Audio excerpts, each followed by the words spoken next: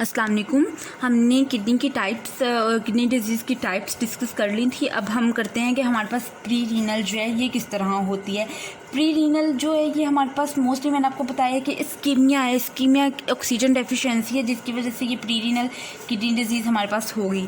अब pre renal oxygen सबसे पहले तो हम ये देख लेते हैं कि हमारे पास जो किडनीज़ है ना उनको हमारे पास 20 to 25% ऑफ टोटल ब्लड जा रहा होता है। बॉडी का टोटल ब्लड 20 to 25% किडनी को जा रहा होता है, जो कि बहुत ज़्यादा एक परसेंटेज बन जाती है। अगर हम देखें तो अगर हम देखें ना तो हमारे पास टोटल हमने पढ़ा था कि हमारे पास कार्डिक आउटपुट होता है 5 लीटर। ठीक है, 5 लीटर हमारे पास पर मिनट हमारे पास कार्डिक आउटपुट है। ये हमने फर्स्ट ईयर में डिस्कस देखा था।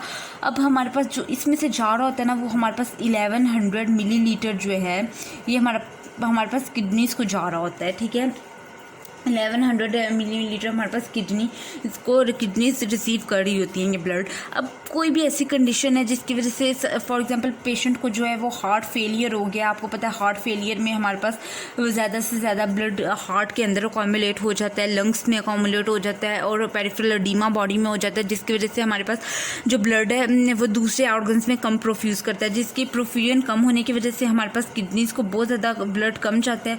किडनीज़ को जो ब्लड ऑटोमेटिकली कम जाएगा, लो ब्लड होगा किडनीज़ के पास, तो उधर हमारे पास आपको पता है कि हमारी किडनी बहुत ज़्यादा हाइपॉक्सिक के बहुत ज़्यादा वर्नेबल होती हैं कि थोड़ी सी भी हाइपॉक्सिया अगर कोई क्रिएट हो जाए किडनीज़ में तो नेफ्रॉन्स जो हैं वो अपने फंक्शंस उनके कम होने लग पड़ते हैं। एक तो हमारे पास सोडियम पोटेशियम जो पंप है वो वर्किंग कर रहा होता है। ये पंप जो है ये हमारे पास ऑक्सीजन इसके लिए बहुत ज़्यादा रिक्वायर्ड होती है। ब्लड ऑक्सीजन लेकर आ रहा है तो जब ब्लड कम ऑक्सीजन लेकर आएगा तो ऑटोमेटिकली इधर हमारे पास इसकी पंपिंग भी कम हो जाएगी, जिसकी वजह से हमारे पास किडनीज़ के फंक्शन लॉस होने लग पड़ेंगे। हमारे पास मतलब कि किडनी फ़ौरन अपना फंक्शन नहीं लॉस कर देती है अगर ब्लड कम हो जाए तो। एक लेवल होता है, फॉर एग्जांपल 20 to 25% अगर ब्लड लॉस किडनी के पास कम हो जाए तो किडनी अपना फंक्शन कम करने लग पड़ती है।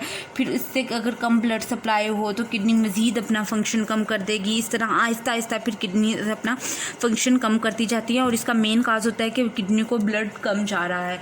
इसमें हमारे पास हो जाता है हेमरेज में ब्लड बहुत ज़्यादा कम हो जाता है, डायरिया, वॉमिटिंग और ब्लड मैंने आपको बताया कार्डिक फेलियर होता है, पेरिफेरल वैसोडाइलेशन के बहुत ज़्यादा हमारे पास आर्टरीज वैसोडाइलेट हो गई हैं और ब्लड जो है उधर जिसको हम कहते हैं ना वीनस पूलिंग हो रही है बॉडी में, बहुत ज़्यादा ब्लड आगे मूव ही नहीं कर रहा इस वजह से भी। अब सेकंड हमारे पास प्री रीनल आ गया। अब इसके बाद हम साथ ही डिस्कस कर लेते हैं इंट्रा रीनल काज। इंट्रा रीनल काज जो है ये हमारे पास कोई भी ऐसी काज जो किडनीज़ में होती है, मतलब कि किडनीज़ की जो ब्लड वेसल्स हैं, लार्ज ब्लड वेसल्स हैं, जिनमें लार्ज ब्लड वेसल्स में हमारे पास आ जाती हैं रीनल वेसल्स आ जाती हैं। ठीक है, रीनल वेसल्स में कोई मसला आ गया है। ठीक है, उसके बाद हमारे पास ग्लोमेरुलर कैपिलरीज में कोई मसला आ गया है। ठीक है, दूसरी हमारे पास एक इसकी ये काज हो सकती है, दूसरी काज हो सकती है ग्लोमेरुलर कैपिलरीज में कोई मसला आ गया। ठीक है, ग्लोमेरुलर कैपिलरीज के अलावा हमारे पास मसला आ जाता है रीनल ट्यूब्यूल्स में कोई मसला आ गया। ठीक है, जो हमारे पास नेफ्रॉन्स की रीनल ट्यूब्यूल्स हैं उनमें कोई मसला आ जाता है, तो उसकी वजह से भी हमारे पास ये किडनी डिजीज़ हो सकती हैं। ठीक है, इसके बाद जो इसकी मेन काज है ना हमारे पास किडनी इंट्रा रीनल में हमारे पास एक मेन काज जो आती है वो हमारे पास होती है ग्लोमेरुलर नेफ्राइटिस। ग्लोमेरुलर नेफ्राइटिस इसकी मेन काज है।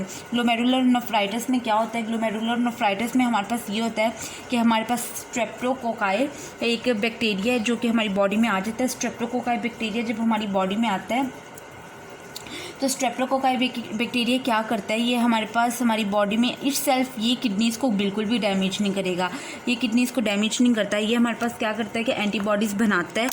ये हमारी बॉडी में इसकी एंटीजेंस आती हैं, बैक्टीरिया आया जाहिर है उसकी एंटीजेंस होंगी। एंटीजेंस जब हमारी बॉडी में इसकी आती हैं तो हमारी बॉडी क्या करती है, हमारी बॉडी बनाती है, बॉडी प्रोड्यूस करने लग पड़ती है एंटीबॉडीज़। हमने ये पढ़ा था फर्स्ट ईयर में कि एंटीबॉडीज़ किस तरह एक्ट करती हैं, यहाँ पर न्यूट्रलाइजेशन करवा देती हैं, यहाँ पर ब्रेक डाउन करवा देती हैं या इंसोल्युबल कॉम्प्लेक्स बना देती हैं। एंटीबॉडीज़ जब इस एंटीजन के साथ मिलती हैं तो ये बना देती हैं एंटीजन एंटीबॉडी इंसोल्युबल कॉम्प्लेक्स बना देती हैं। ठीक है, ये इंसोल्युबल कॉम्प्लेक्स क्या करता है, ये हमारे पास जाके ग्लोमेरुलर कैपिलरीज जो ग्लोमेरुलर कैपिलरीज है इधर हमारे पास इधर पड़ी होती हैं उनमें जाके अकोमुलेट होने लग पड़ता है और उनकी कोगुलेशन करवा देता है। जब उधर जाके हमारे पास ये इकट्ठा होने लग पड़ता है, इस तरह हमारे पास इसके बन जाते हैं, बड़े बड़े हमारे पास बन जाते जाते हैं। मेसेंजियल सेल्स होते हैं, उनके दरमियान में जाके ये मेसेंजियल सेल्स को जब अकोमुलेट होता है तो मेसेंजियल सेल्स पॉलिफ्रेट कर जाते हैं। WBCs हमारे पास इधर आके अकोमुलेट होने लग पड़ते हैं, क्योंकि एंटीजेंस आई हैं, एंटीबॉडीज़ आई हैं,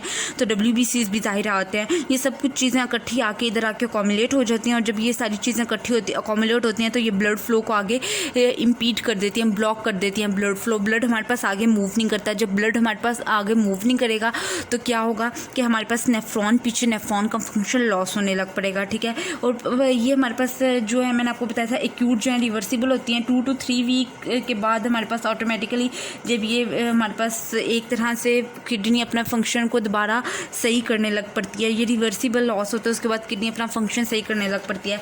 इसके बाद आगे हमारे पास जो नेक्स्ट इसकी काज है वो हम नेक्स्ट वीडियो में डिस्कस करते हैं कि नेक्स्ट हमारे पास इंट्रारीनल काज क्या होती है।